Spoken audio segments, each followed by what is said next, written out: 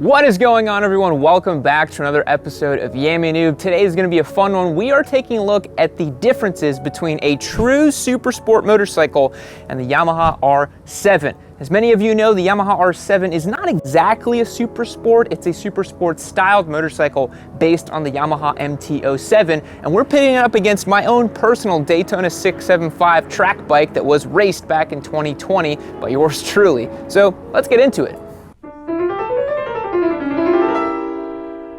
Alright folks, so as many of you know, this is our giveaway Yamaha R7. Click the links down below to merch.yammienoob.co. Get yourself a t-shirt, a hat, whatever you want. Every dollar you spend is an entry to win this wonderful motorcycle. And you can also get entered to win any of our other giveaway motorcycles we've got going on as well. This over here is my personal Daytona 675. You guys have probably seen featured on the channel. I raced this motorcycle back in 2020. I won exactly one race and I finished 5th and 6th in basically every other race. So I am by no means a competitive club racer, but I've got a good amount of experience on my belt as a track day guy. I've probably done over 100 days of the track at this point. And today we're going to find out what the big differences are between these motorcycles. We obviously know that this motorcycle is going to be faster around the track, but we want to find out where exactly is it going to be faster. Is it just the back straight? Is it corner speeds? And what exactly is the lap time differential between these two machines? Now, let's learn a little bit more about the Daytona, then the R7, then we're going to get them on track, see both footage side by side and see how they compare in lap times. Then we're going to do a deep dive on the lap data and see if we can ascertain any differences between these two motorcycles. Let's get started. All right guys, a few baselines on today's track day. We are here at Eagles Canyon Raceway in Decatur, Texas. It is a 2.7 mile course with about 16 turns, if I remember correctly. A couple of them are marked A and B, so it's a little tenuous. This is a great facility to come and test any motorcycle, especially a super sport styled bike. I think the 600 class does really, really well at this racetrack because it doesn't have any super huge long back straights or straightaways or anything like that. It's also foggy, damp, and about 62 degrees right now in the morning. It should clear up later in the day, so just to give you guys some baseline as to what the weather and the track is like today. Now, this motorcycle right here, as I mentioned, is my personal Daytona 675. It has been raced. It is in a true track day configuration. It's got full race plastics, slick tires. We're running a Continental medium slick on this bike, as you can tell by the tire warmers. It's got tons of choice modifications to it. Race ECU, full exhaust, Motion Pro throttle, Brembo master cylinder. The suspension's all been looked over and worked at. It's a pretty spicy little meatball. I've done a lot of work to this bike. I've owned it for about 2.5 years, and it's a pretty well-sorted track day machine in my opinion. So this motorcycle in this track day configuration with all the race plastics and everything else taken off literally weighs, measured and scaled, at 362 pounds ready to ride. So that makes it very, very lightweight. That's about 80 pounds less than a Honda Fireblade, to give you guys context. With the race ECU and the exhaust is probably putting down about 120 wheel horsepower as well. I think these from the factory claimed about 124 crank or something like that. So I never actually got a dyno tuned, but I think it's making about those power figures. So let's learn a little bit more about the R7, and then we're going to get on track and see how they do. All right guys, this is our Yamaha R7. It's Yamaha's newest super sport styled motorcycle. You guys have probably seen our videos on it, but here are the specs if you haven't. It's modeled after the MT-07, so it's the same frame and engine. It's a steel trellis frame with the 689cc parallel twin. Makes about 75 horsepower and 50 foot-pounds of torque. So it's actually a bigger engine than what we're working with in the Daytona, but as you can tell, massive power differential. One of the things to notice here as well is that this motorcycle is on Bridgestone S22 tires, not the slicks that we have over on another motorcycle. So we're gonna have to play with the numbers a little bit to give this bike a little bit of a handicap. But the tires are the exact same size as they are on the Daytona as well. This motorcycle is pretty lightweight at about 408 pounds from the factory. With our new exhaust, we're probably sitting a little under 400 pounds for this machine. We've got it set in on the suspension for the track day setting, but everything else is basically stock. So let's find out what the differences are in lap times.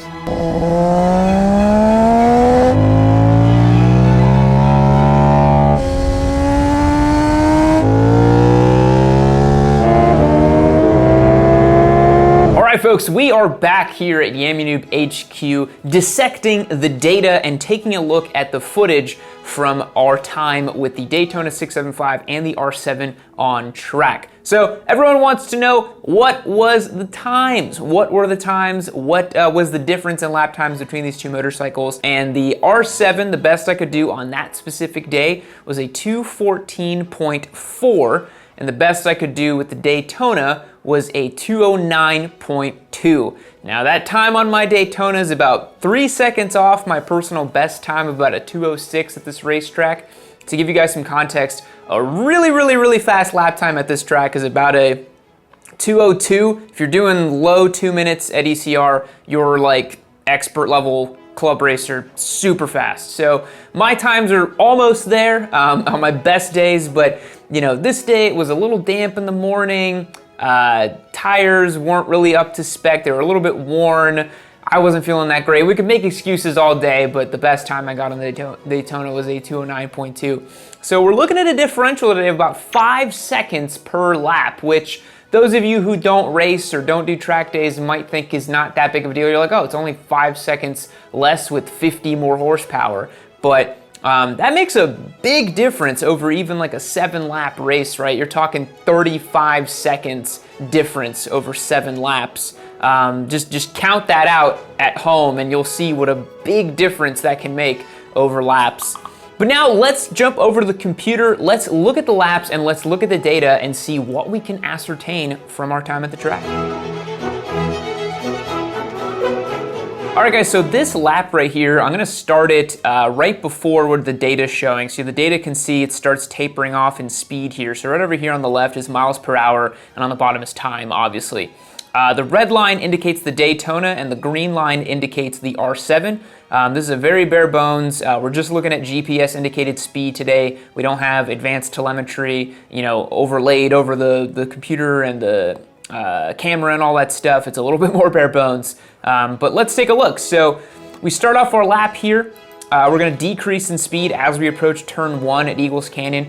The footage here you're gonna see is, that was right there.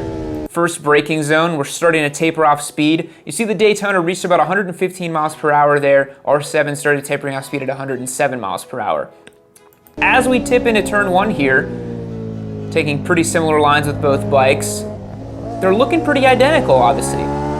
And that's one thing we're gonna come back to a lot on these videos, especially this video, is that the corner speeds are basically identical between these two bikes, which you really wouldn't expect, but given that they're about the same size and they have about the same tire width, sure, the Daytona's on slick, so you could say it needs a rider mod to increase the corner speed, but you really don't see corner speeds change that much with bigger bikes versus littler bikes. In fact, there's been studies that show that smaller bikes in Moto3 versus MotoGP bikes, the Moto3 bikes actually corner faster than the MotoGP bikes. But we're about to see where the Daytona's gonna make up a lot of that difference. So as we power out of the chicane here, you can already see the Daytona has put some daylight on the R7 right there. Started braking a little bit earlier because you have to scrub off more speed. Again, a rider mod would mean that the Daytona could brake even later than the R7, but because the R7 doesn't build as much speed, it actually doesn't need to brake as early as the Daytona. You don't have to scrub off as much speed. So you can actually see here, this peak where I reached on the Daytona about 101.5 miles per hour before I started braking, that happened at 13.058 seconds. And then the R7 actually started braking at a top speed of 94 miles per hour at 13.7 seconds. So 7/10 of a second later, the R7 actually started braking. And you're gonna see that's where this bike makes up a lot of its time. So actually, right up until this first apex on this double apex situation right here, the bikes are functionally identical, all the way down to the braking zone, all the way down to the apex of where the speed's tapering off. So despite the Daytona picking up a bunch of speed off that drive, off of the chicane, it didn't really matter because the R7 made up for it. So where are we gonna find the time? Well, we have to keep watching the laps and see how it goes.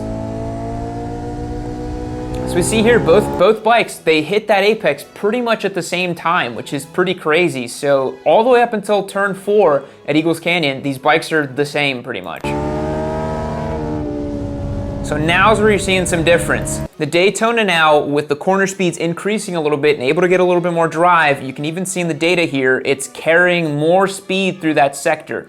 About 5 miles per hour more than the R7 through that turn right there into the downhill at Eagles Canyon. So we keep going here.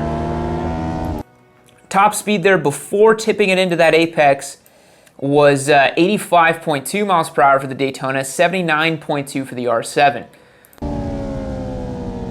We tip in here, go uphill a little bit, and here's where you're gonna see a big difference. And you can start to see it in the data too. One of the things about the R7 that makes it really pretty competitive on track is that the gears are really short and the engine makes a really good amount of torque low down. Horsepower is obviously gonna get you further down the road faster, but torque is what actually pulls you out of those apexes and lets you get good drive. And the R7 gets really good drive off an apex. I found that my time with it that day, I was really surprised at how it kept just being able to pull out of apexes really, really nicely. You could carry a gear lower than you would on a Super Sport and just really use the torque and character of that 2-cylinder engine versus the bigger 3-cylinder layout of the Daytona, because the Daytona needs to wind it out a little bit more, but you can see that pays off as we enter this sector up here. So the Daytona tipped in right there at 109 miles an hour. You're tipping into that corner, fast 4th gear corner there. You're rolling on the gas a little bit, while the R7's struggling a little bit at 97.8 miles per hour. But again, as we approach lower speed section, the R7 just seems to make it up a little bit, you know? But we're starting to see in the footage that there's a gap already. There's already been a gap being made just by that one fast 4th gear right-hander. There's already about a second difference between these motorcycles. But something really interesting is about to happen at this really tight corner on the back half of the track here. You can see the Daytona tips it in. I missed my apex like a dummy. I hit it on the R7, which is great, but sometimes you don't hit every apex. And the R7 actually had a better speed through there. It had actually the lowest speed recorded for it was a 43.9 miles per hour, whereas the Daytona actually got down to 39.1 miles per hour. Now that might be due to the fact that I missed the apex on that lap. I am not a professional racer, so I don't get a perfect lap and lap times every single time around. But that little difference right there actually made it to where the R7 was able to carry more speed through those back half chicanes as well. So you can watch the lap here, and the R7's able to carry that speed a little bit better.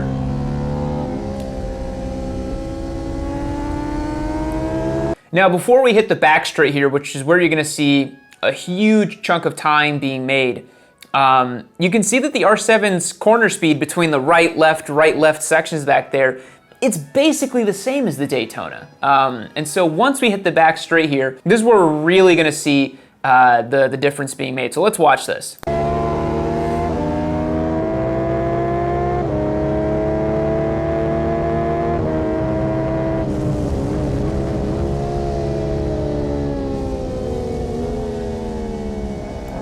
I mean, that's a huge chunk of time. By the time I was almost at the apex with the Daytona, the R7 was starting to brake. So I must have gapped it by 2 seconds just in that one sector alone. But you can really see how much later the R7 is able to brake because it's not carrying that much speed. On the back straight here, the R7 topped out at about 110 miles an hour, and it started braking at the 1 minute 14 mark, whereas the Daytona topped out at about 127, 128 miles per hour and started to brake at the 113.8 mark for its relative time. So big difference in the ability for the R7 to actually get it stopped because it's just not carrying that much speed. You can brake way later because you don't have to scrub off an extra 20 miles per hour. You're only at 108 miles per hour on the back straight, and you need to get down to, at the top of this apex here, about 45 miles per hour. So the R7 has to scrub off about 60 miles per hour, whereas the Daytona has to scrub off 80 to 82 miles per hour in the same stretch of space. So for my skill level, you make that up by increasing the braking distance a little bit. But again, if the Daytona had a rider mod, you would just brake harder and it's no big deal. But it's really interesting for me to see what it looks like for an amateur track day, amateur club racer guy like myself, what the difference in lap times are between two bikes that a lot of people online think that they have nothing in common and they shouldn't even be compared. The lap times are pretty comparable, and it usually just comes down to rider skill, which is why a lot of the times you can see guys on Ninja 400s keeping up with guys on leader bikes on certain tracks because of a skill set. It doesn't matter how much horsepower you have if you don't know how to use it, right? So let's keep watching these clips.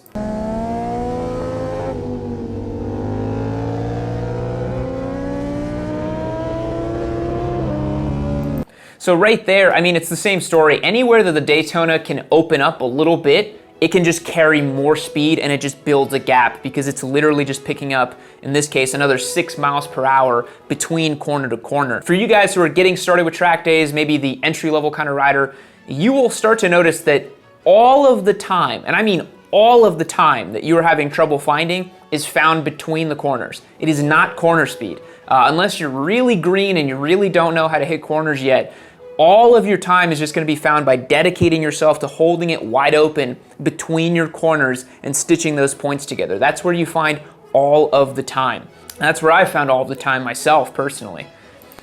As you enter this sector here, got a left-hander, another left-hander, then up towards a carousel. And this is the part where the two bikes basically look identical, which is really cool. It's similar to the back half where you got the right, left, right, left. This section here, you got two lefts and then an uphill towards a double apex on the carousel. They're pretty much the same. Pretty much the same on these two machines in terms of what the speeds are and what they're actually trapping between each corners. But you can see the Daytona's already completely left it for dead. I'm already at the carousel up here, rounding around the corner, getting on the drive here, and it's the same story. I've got a little bit of a gap again. I can get the Daytona up into 4th gear there. And the Daytona also has a very aggressive gearing on it right now. It's a -1, +2 in the rear on that bike. So it pulls really, really hard, even for a 600 out of corners. And it's able to build just a crazy gap. Like right here, again, you know, GPS speed indicator is 114 miles per hour before I started braking. But on the relative lap, it's 1 minute 52.6, whereas on the R7, it's a 152.9. So again, the R7 just ends up braking a little bit later and making up that bit of a gap, which is just really crazy. So let's finish watching this here. Daytona's deep on the brakes there, already tipping into the double right there. R7's trying to catch up. And the Daytona's on the back, on the front straight right there. And it's already about to walk it. Then the R7 finally comes across the line there. And that's your difference in laps right there. It's about a 5-second difference that I could muster up that day. In terms of personal bests, it's closer to an 8 to 9 second difference. But again, the days can depend on how you're feeling and how you're doing on that day. But one thing I want to point out to you guys is that don't feel discouraged if you're on something like an R7 or an SV650 or even a Ninja 400, because you can actually perform really, really, really well with these bikes. To give you guys context, when I started riding at ECR, Eagles Canyon Raceway, with my Daytona about 2.5 years ago now, the kinds of times I was doing was a 214, it was a 215 on a SUPERSPORT, right? So nowadays, I can jump on the R7 that has 50 less horsepower and produce the same lap times as I used to do on a bike with 50 more horsepower, right? Because you just learn more, you develop more, you adapt more, you learn how to brake harder, you learn how to commit yourself to staying wide open. And that's why a lot of track day guys, myself included, will tell you guys that you need to get a smaller bike to learn. You need to get something like a Ninja 400, an SV650, an R7, any of these bikes, because that's where you can learn the fundamentals of keeping that throttle wide open as long as you possibly can. And it's why the old adage goes, if you want to go faster, just go faster. It's all about just keeping the throttle open for longer, and that will give you more speed, because that's all that really matters at the end of the day if you're trying to get faster laps, is just going around the racetrack with more speed, average, all right? So I hope you guys enjoyed this look at the Daytona versus the R7. Remember, the R7 is a giveaway bike, so click the link down below. We're getting pretty close to giving it away. It's going to be early in January that the sweepstakes wraps up. Check the official rules and links down below, and we'll catch you in the next one. See you later. Hey you! Yeah, click the Yammie Noob video right over there. You should do it. Click that video. Keep watching. Some good stuff. You should really check it out. Hey, look over there. Go click the video. Look, go click it. Click it right now. Do it. Click that video right now. Do it. Do it. Do it.